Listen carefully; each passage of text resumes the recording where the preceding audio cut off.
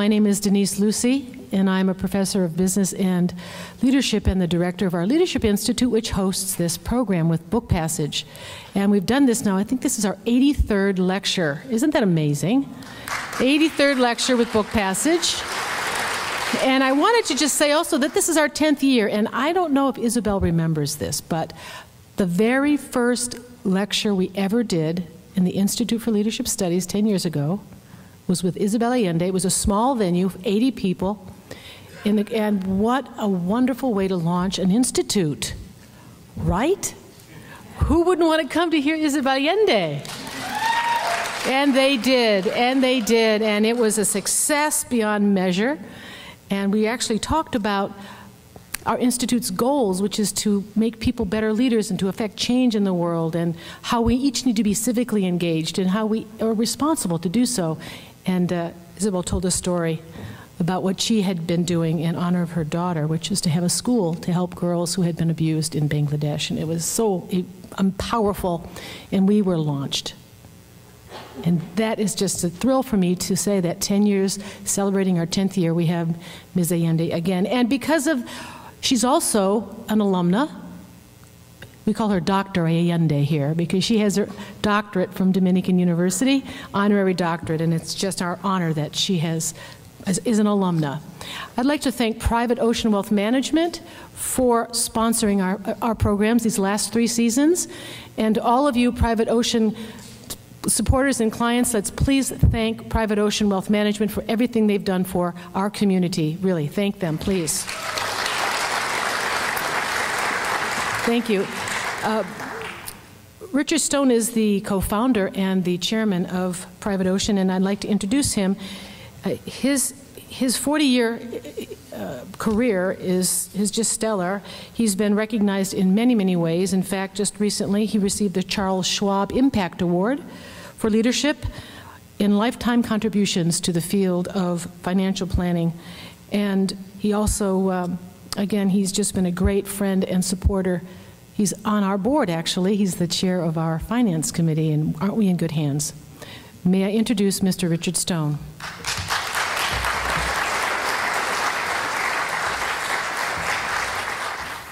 Our guest tonight, Isabel Allende, is no stranger to Dominican. This is the 3rd time the New York Times best-selling author has appeared on campus in this wonderful lecture series. We're grateful and fortunate she chooses our lecture series. We're grateful and fortunate she keeps writing incredible novels. Beginning with her first best-selling novel, The House of Spirits, published in 1982, Isabel has authored 20 books that have been translated into 35 languages and sold more than 60 million copies. 2 of her books have been turned into international movies. Her works of fiction and nonfiction are celebrated throughout the world. She's a recipient of several awards, including the John Steinbeck Prize, the Hans Christian Andersen Prize, and 14 honorary degrees from national and international universities, including Dominican University. Furthermore, Isabel is universally admired for her devotion to human rights. Following the death of her beloved daughter, Paula, in 1992, Isabel created the Isabel Allende Foundation, dedicated to the protection and empowerment of women and children worldwide. Isabel, who once wrote a series of children's books, brings to us her first detective mystery. In Ripper, she has penned a novel about a San Francisco serial crime, using her characters to magically weave a fast-paced, suspenseful tale through people and their relationships. This book is available in both English and Spanish. Ms. Allende will be conversational with a successful lawyer and civic activist turned mystery writer, Willie Gordon. Mr. Gordon has published 4 mysteries, beginning with his smash hit, The Chinese Jars. All are published in Spanish and English. His work has been widely received. He is also Isabel's husband. Please welcome Ms. Allende and Willie Gordon.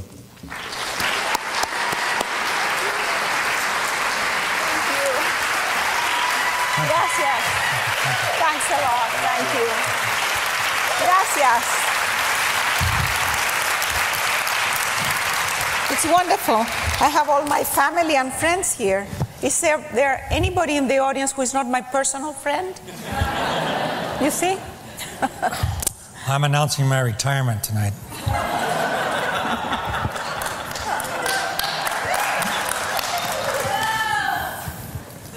Isabel, I was thinking back to 8th of January 2013 when you showed me 2012.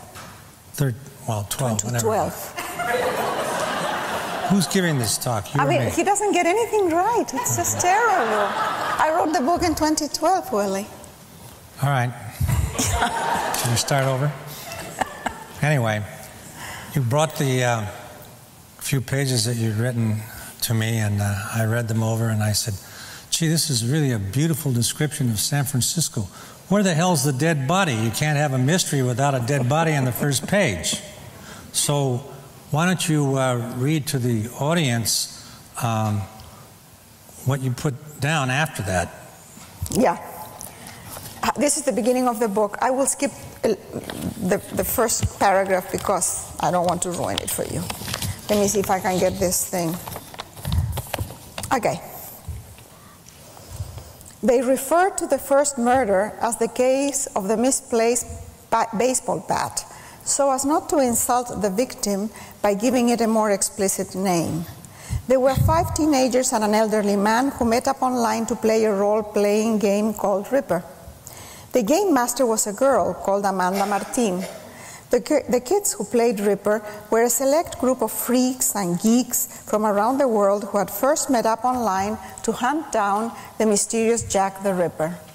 As game master, Amanda was responsible for plotting these adventures, carefully bearing in mind the strengths and weaknesses of the alter egos created by the players. At 17, Amanda was idiosyncratic of appearance, shy of character, and magnificent of mind. She was dreadfully spoiled and vegetarian, only because she didn't have to cook for herself. When she was forced to do so, she would be less pernickety about her diet. Her addiction to horrid Scandinavian crime novels developed naturally into a morbid interest in evil in general and premeditated murder in particular. On the morning of October 13, the 4th grade students of Golden Hills School raced into the gym to whistle blast from their coach in the doorway. Normally, they would run 2 laps around the basketball court to warm up, but this morning they came to a shuddering halt, shocked by the grisly sight of a man sprawled across a vaulting horse, his pants pulled around his ankles, his buttocks bared, and the handle of a baseball bat inserted into his rectum. There's your murder. He didn't come up with that idea. Everybody thinks it's Willie's idea. It isn't. The stunned children stood motionless around the corpse until one 9-year-old boy bent down and ran his finger through the dark stain on the floor and realized that it was not chocolate but congealed blood. A second boy picked up a spent bullet cartridge and slipped it into his pocket, intending to swap it during recess for a porn magazine, while a girl filmed the scene on her cell phone. Just then, the coach bounded over to the group of students, whistle trilling with every breath, and seeing this strange spectacle, suffered a panic attack. The 4th graders raised the alarm, and other teachers quickly appeared and dragged the children and the hysterical coach from the gym. The teachers removed the baseball bat, and as they laid the corpse on the floor, they noticed a bullet hole in the center of the victim's forehead. They covered the body with a pair of sweatpants, closed the door, and waited for the police, who arrived precisely 19 minutes later, by which time the crime scene had been so completely contaminated it was impossible to tell what the hell had happened.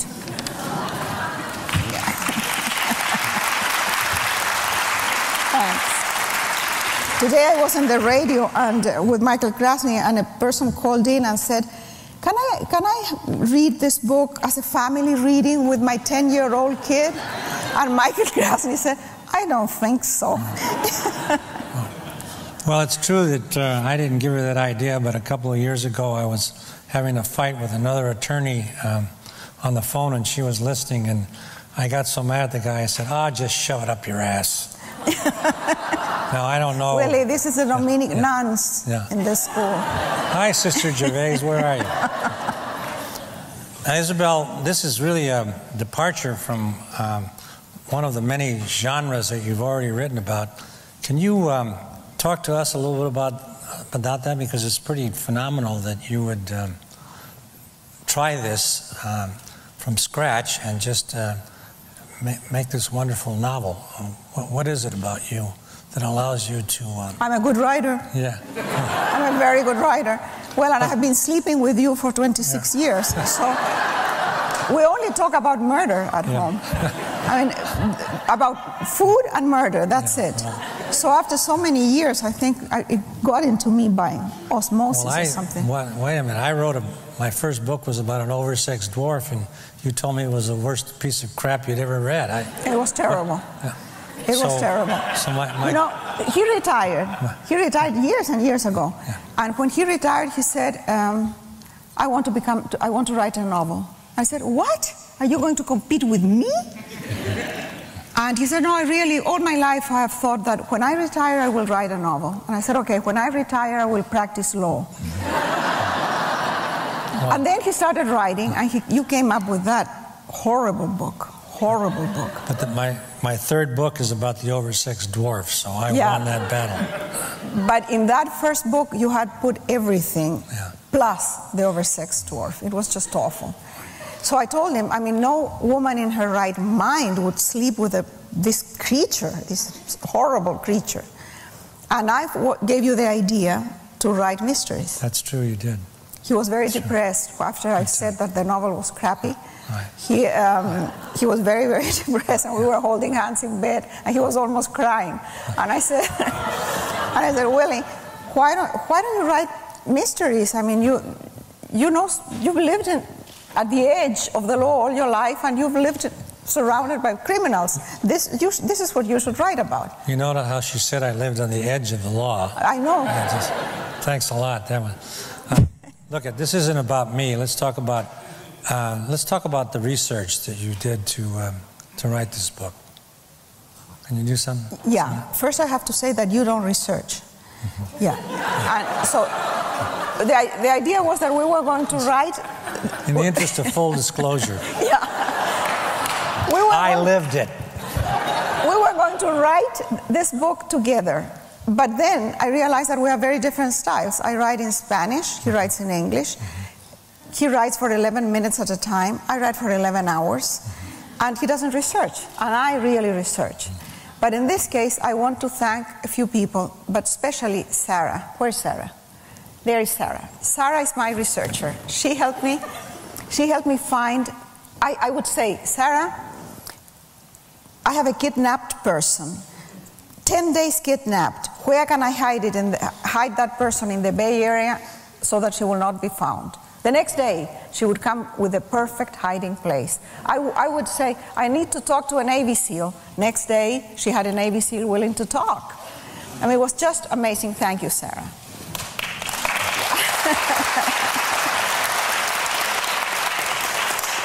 And many other people helped me. So I did part of the research myself, but really, the only research I did was all concentrated at the Mystery Writers Conference in Book Passage. You can ask anything you want there, and there's a wonderful faculty that will give you ideas and help you and give you a list of things to read. And then when the book was ready, I called Dr. Lyle, who is a forensic doctor, and I talked with him on the phone, and I asked, because I write in Spanish, I couldn't send him the manuscript. So I talked to him, and he helped me a lot. But what helped a lot also was the questions of the students, remember? Yeah, yeah. For example, the students would ask the faculty, if I inject a blood thinner to the victim, and I stab her 13 times, and hang her upside down in the shower, would the blood congeal in the bathtub? I mean, with that kind of question, I don't need to stress my imagination. I just copied the questions, and there they are. Tell them a little bit about the dog, because that's a very interesting play in this book. Where did you get the idea for that? Well, I just love dogs, you know. We have 2 rescues that we adore. And in many of my books, I have dogs. In The House of the Spirits, I have a dog called Barabbas, a very big dog. And there are several students' theses about this dog, what that dog means, what if the dog is a metaphor for something. For example, the male energy in the house, black and threatening, or the people that will be stepped over by the dictatorship. It was just a dog that I had in my house, that we had at the house. Nothing but a dog. And so in this case, I also have a dog in Maya's notebook. But in this case, I have a Navy SEAL. That was the fucking dog? That was the fucking dog, yeah. Yeah, the fucking dog. Oh, God. That brought me a lot of trouble. Willie, when he walks our dogs in the park, and the dogs don't come, he yells in the park, in front of all the little children, "Come here, you fucking dog!" And all the mothers complain, and it's just a horrible... So I had a dog called Fucking in Maya's notebook. And in this case, I have this Navy SEAL who had been wounded in the war, and he had a dog, a war dog. And I researched about the war dogs, and it's the most interesting thing. In Afghanistan and Iraq alone, the United States has 2,300 war dogs with titanium fangs and wars that are trained to kill. But they have one handler that is like their companion, and they are all the time only with that person. They're very fierce dog and very intelligent. So I have one of those dogs that has been wounded also, and is as traumatized as the Navy SEAL, and they are companions. Never in the book I say that Attila was the Navy SEAL's dog, because he doesn't belong to anybody. They are together. Okay. Well, let's talk a little bit about your descriptions of San Francisco, and I want to know especially about the protagonist, the woman healer. Where did you get that idea? You know where I got her. You know where I got her. Well, Willie was diagnosed 3 years ago with some kind of terminal disease. He should be dead. Yeah. But now they say that it was misdiagnosed, because when the doctors have not invented the medication, then it was misdiagnosed. But we had a very good friend who is a healer from Argentina, and she has been treating Willie and other people as well, acupuncturists and even psychics, astrologers, you name it. And he's doing fine. And so in the book, I have a holistic clinic, and I have a healer, Indiana, who is my protagonist's mother. And she is this tall, blonde, sexy, lovely woman. Everybody's in love with her, and she's very naive and quite a hippie. And people say, where did you get her? Well, physically, she's who I would like to be. I would love to be like that. But all the idea of the aromatherapy and Reiki and all those things, I got it from Ana Cejas, our friend in Argentina.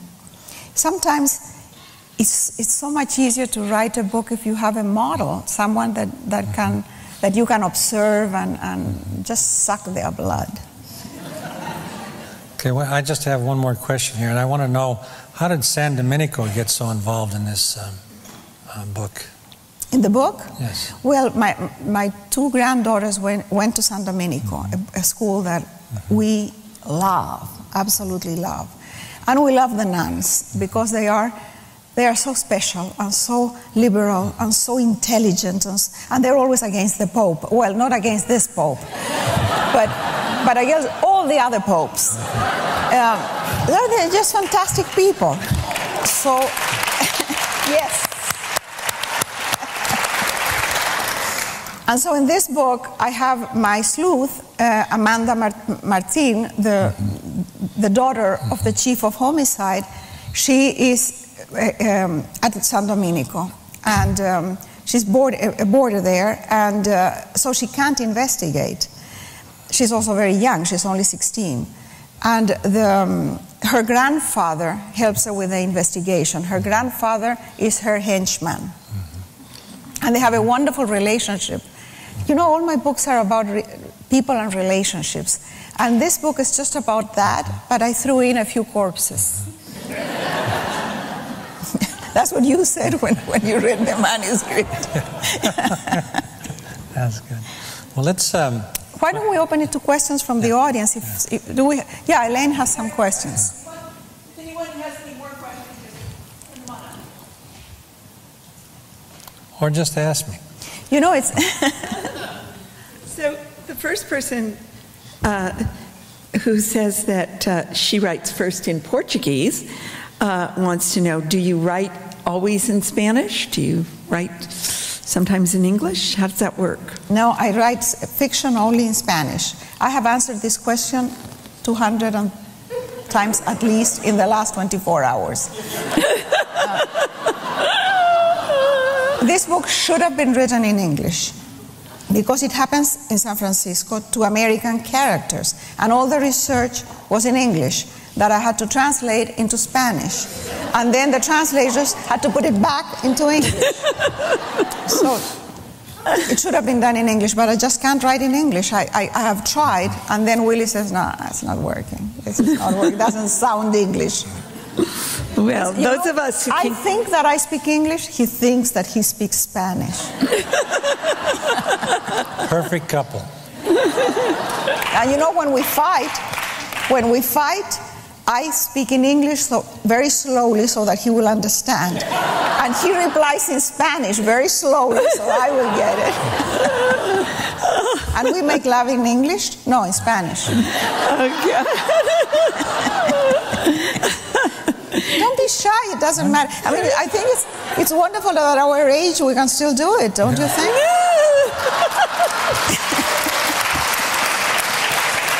Not very often, but...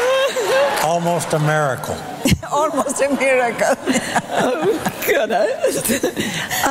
Willie, there's a question for you. Someone has asked, has said that your books have been referred to here.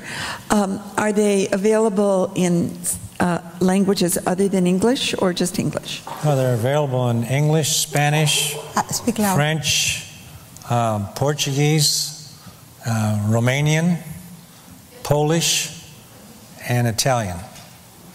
So, and Dutch. But That's the first one. Then I stopped answering the mail for the second one. But, you know, having read your books, I have a follow-up question to that, which is, you know, they're very American in many ways. I know the one that's coming out in April, and their earlier one, The Chinese Jars, set in Chinatown. Do people get it when they're in Romania? How does that work? I have no idea.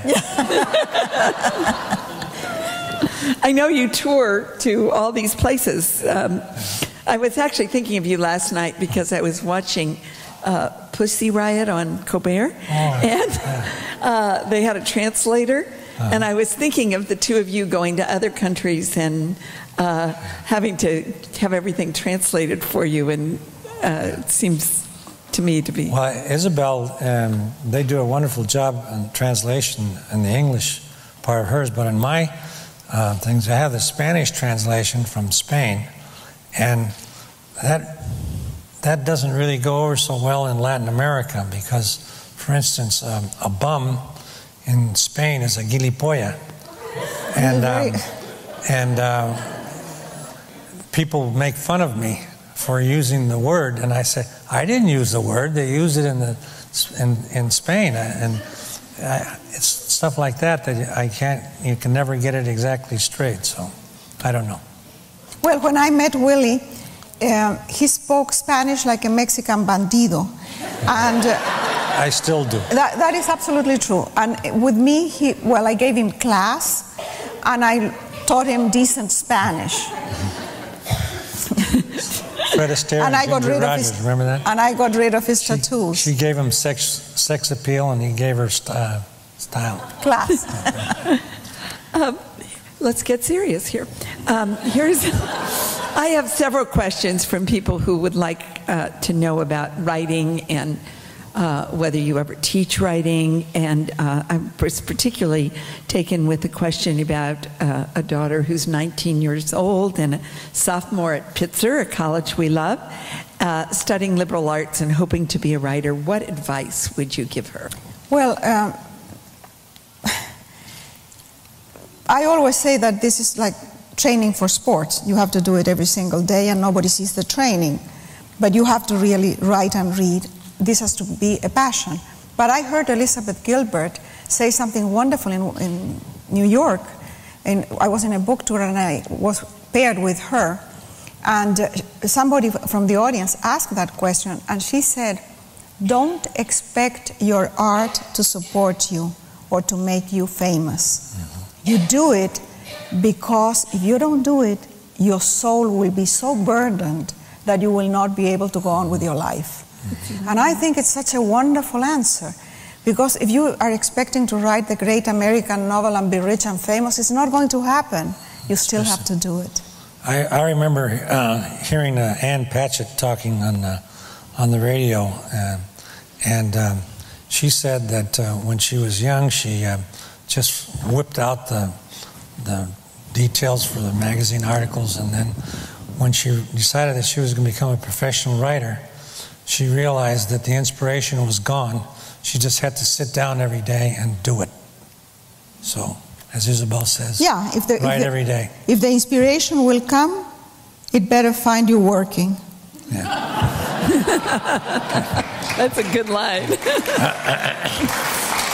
But there must, I've had a couple questions here, that there must be ups and downs emotionally when you're writing, where you feel you're not getting anywhere, nothing's happening. How do you handle all of that? Or maybe it never happens. I get up because I can only do it for 11 minutes. And I just keep going. And I have had writer's block only once after Paula died. And I gave myself a task to write a nonfiction book about something that would have nothing to do with grief and loss and death and tears. And I wrote a nonfiction book about lust and gluttony. The sisters, the only sins that are worth the trouble. Well, my son died last year, and I had a writer's block off and on for most of the year, and I'm not through it yet, so I don't know the answer. I don't know how you get through that, but I've tried to sit down and start writing again. So it's tough, as Isabel says. Yeah, I mean, sometimes life seems so dark that it's very hard to find the calm, the peace, the energy to create anything, let alone writing. Because in the process of writing, even if you're writing a book like Ripper, you are raw. It comes from here. And it's such a raw and intimate process that it's very hard to do it when you are grieving, the way that we both have been grieving so many times.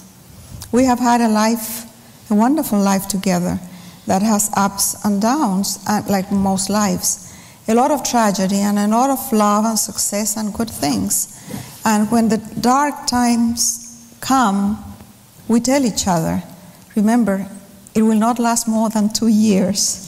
We have the idea that good and bad last 2 years. In 2 years, everything changes. And 2 years at a time, we've been together for 26.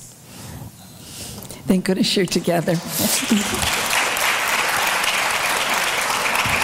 Now, Isabel, you start writing a book every 8th of January, and that's when I know that I will only see you a little bit late in the afternoon.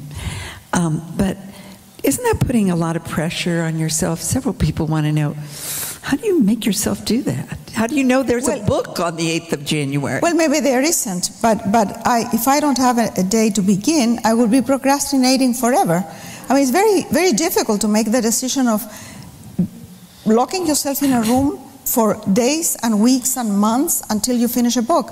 Is the passion and the energy going to last the whole journey, or it's only at the beginning and then you won't have it? It's always a full commitment, like falling in love. So I don't know if it's going to happen or not, but I have to give it a chance. So January 8th is a good date for me to start. And I keep telling Willie, you should have a date to start and you should have a schedule. You can't be writing 11 minutes at a time.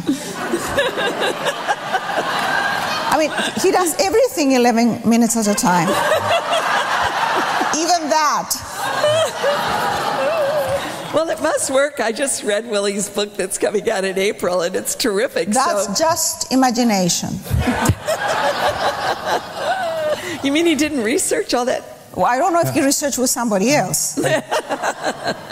Her idea of research and mine are different. He thinks that Google is research. No.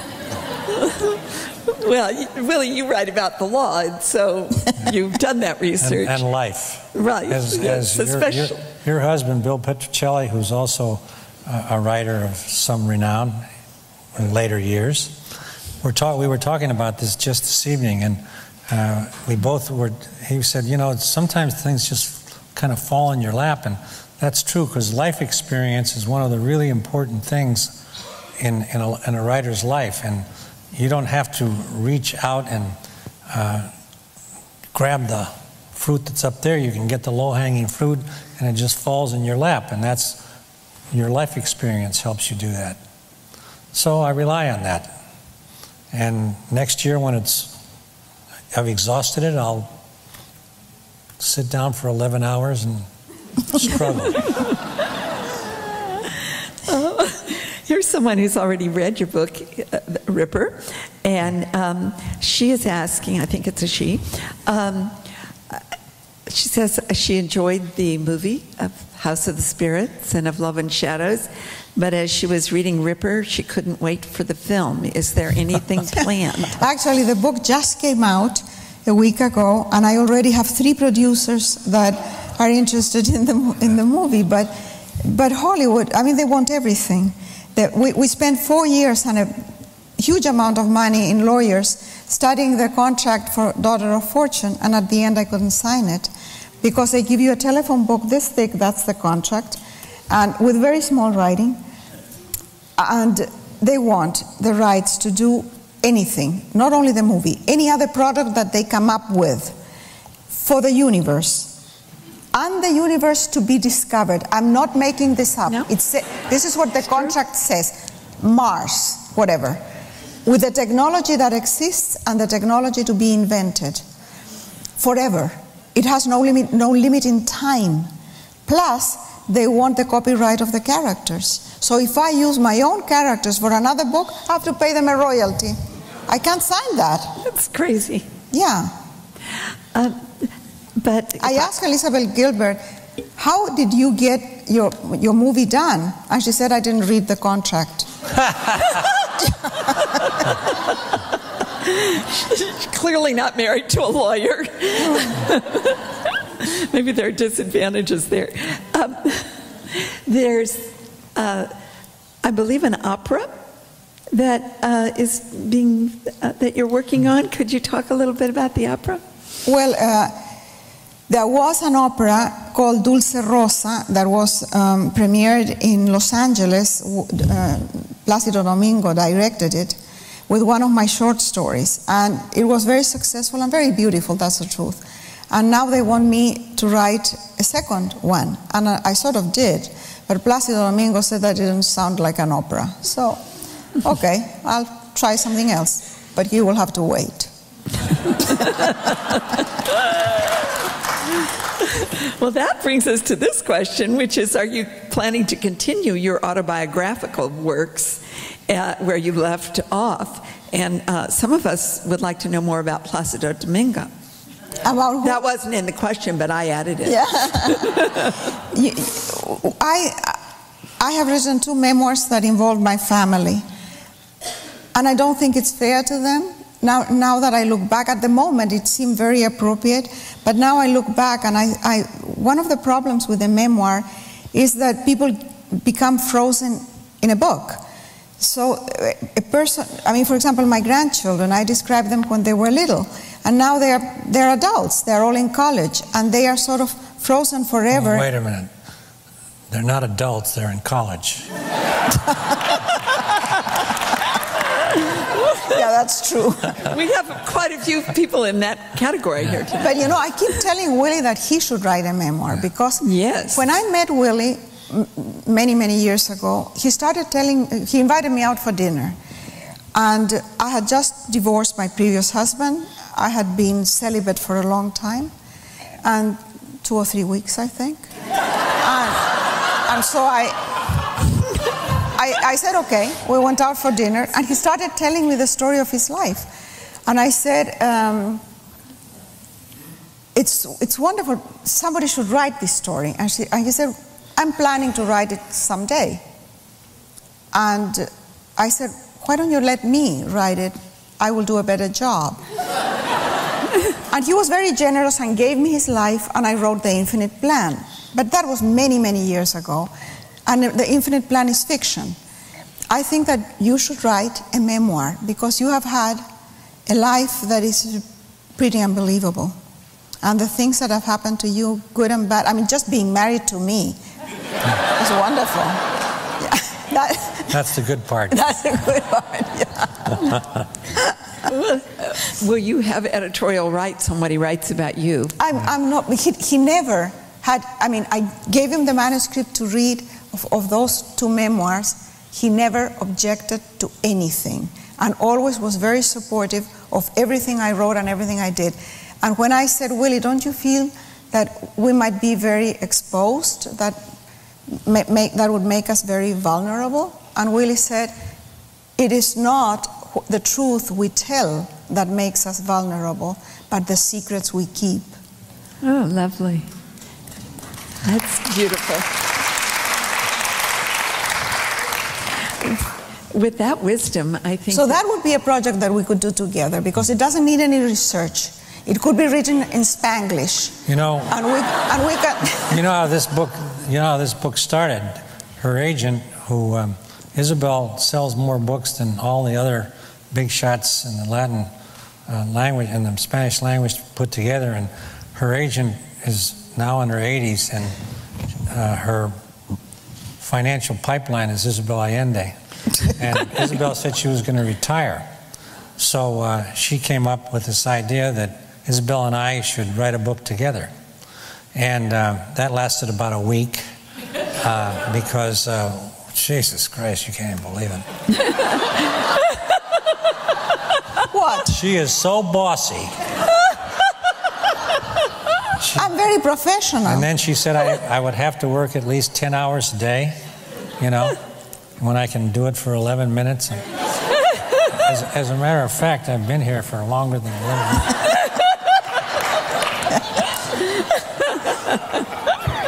Well, I think we'd like to see that memoir and see if you can manage through it together. I don't think so.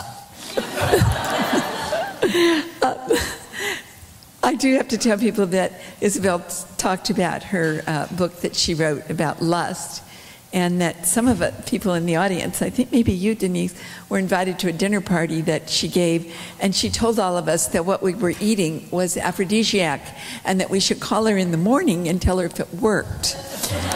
And then years later, she told me, oh, I just made that up. No, you know, I was really lucky because I published that book about aphrodisiacs 4 months before Viagra was released in the market. Otherwise, I would have sold 1 copy of the book. It's much easier to take a pill than to read the book. The book's much better, I'm sure. I don't think so. Well, thank you both for... What are you laughing at? It never worked. Yeah. What, Viagra or the book? No, the book. It never works. I mean, I tried all the recipes, and you know, aphrodisiacs are like black magic. If you tell a person that the person is a victim of black magic, they get really ill and they might even die. The same with aphrodisiacs. If you tell them that the food they have eaten is aphrodisiac, oh, they are aroused immediately. If you don't tell them anything, it doesn't have any effect. It's all in the mind. This is the influence this woman has on the world. Thank you both for being so open and bringing us so much, and to both of you for the books that you write. And if you haven't read Ripper yet, because you've only had it for about half an hour, actually an hour, you've had it for an hour now, call me when you've read it, because I think you're going to have a lot to talk about. Thank you both so much for this. Thank you very, very much. Thank you.